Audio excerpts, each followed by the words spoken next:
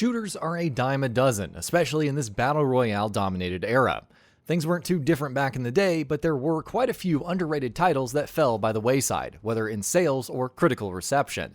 Even worse are the games which had both, but have seemingly been forgotten in the years since their release. Let's take a look back at 15 of the most underrated first-person shooters that you probably didn't play. No One Lives Forever. Zany 1960s spy aesthetic, hilariously clever writing, unique mission objectives, and an endearing protagonist. What more could you want? No One Lives Forever was also released in a post-Half-Life era where stronger storytelling was valued in first-person shooters. Alas, its success wasn't to be. Despite rave reviews from critics, No One Lives Forever would release in November 2000 and only sell 36,501 copies come the end of the year. Even worse is the fact that current generation players cannot experience it due to muddled IP rights. Nevertheless, whatever the future may hold, Kate Archer will forever be in our hearts. Prey.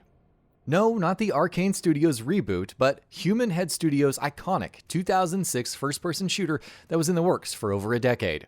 At the time, the gameplay, which featured clever use of portals and gravity along with spirit walking, was praised along with incredible visuals.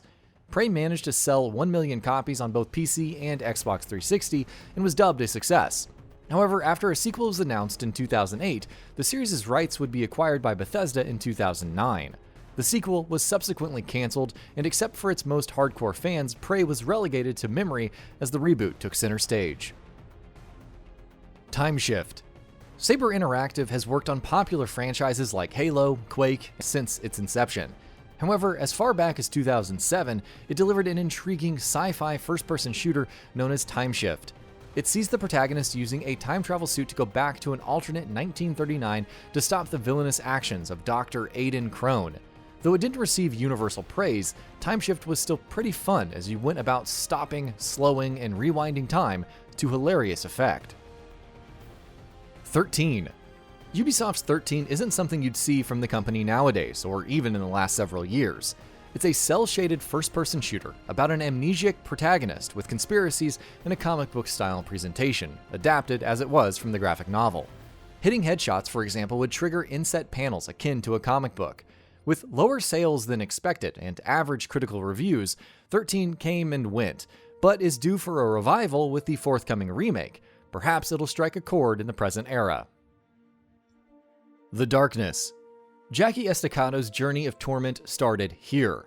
After an assassination attempt by his uncle Paulie, Jackie became endowed with the demonic powers of the Darkness.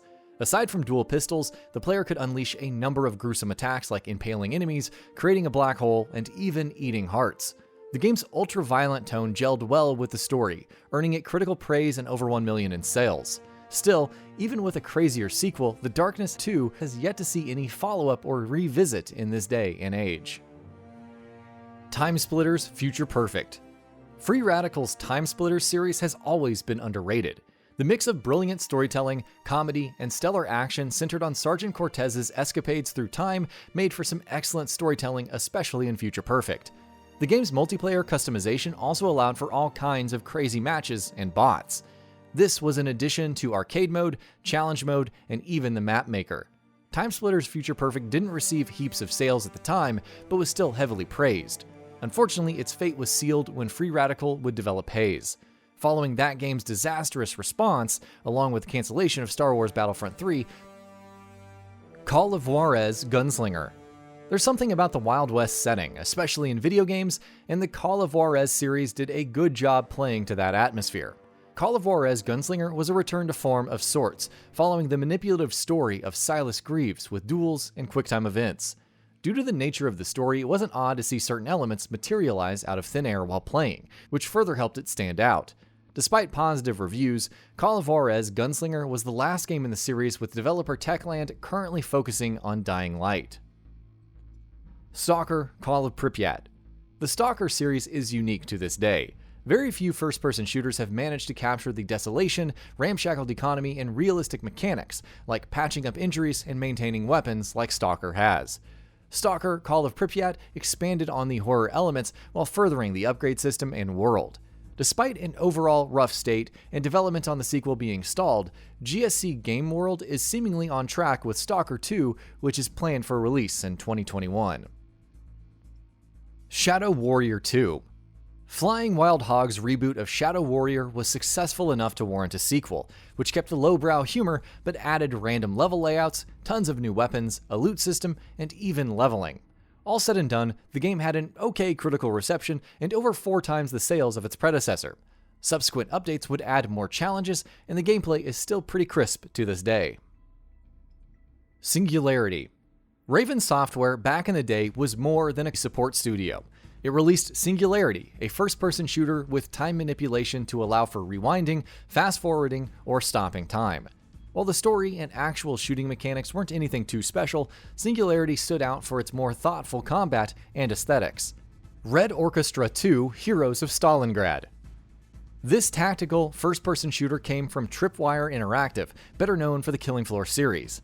Set during World War II with the Battle of Stalingrad and focusing on historical detail and realistic weapons, Red Orchestra 2 was primarily for multiplayer fans.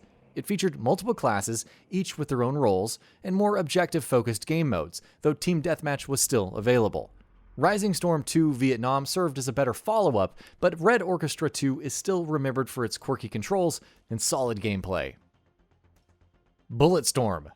People Can Fly pulled out all the stops with Bulletstorm, whether it was heaps of crazy weapons or imaginative scenarios like remote controlling a killer dinosaur. The game's skill-based kills were incredible and promoted creativity in battle. Kick foes into cacti, use the energy leash to levitate a squad before picking them off one by one. The possibilities were immense. Bulletstorm managed good reviews and even sold over 1 million copies, but it didn't turn a profit as per publisher Epic Games. At least the remastered version saw better numbers, even if a sequel is never coming. Star Wars Republic Commando. The quality of Star Wars games developed by LucasArts even back in the mid-2000s wasn't always the best. However, Star Wars Republic Commando was a gem, seamlessly incorporating squad-based tactical commands with fast-paced shooting. The story and dynamic between Delta Squad as the Clone Wars unfolded was also very well done. While it didn't set the charts on fire, selling only 60,000 copies by the end of 2005, Star Wars Republic Commando is still a classic. Sanctum. This entertaining tower defense title was unique for also being a first-person shooter. Knowing the best layouts for one's towers, synergizing weapons with traps and turrets, and exploiting enemy weaknesses was key to victory.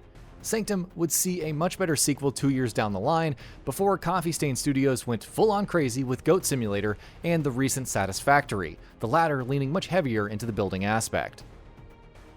Black. Revered for the Burnout franchise, Criterion Games tried its hand at a first-person shooter in 2006. The result was Black, a wicked, action-heavy title that received above-average reviews and at least 200,000 units sold in the UK.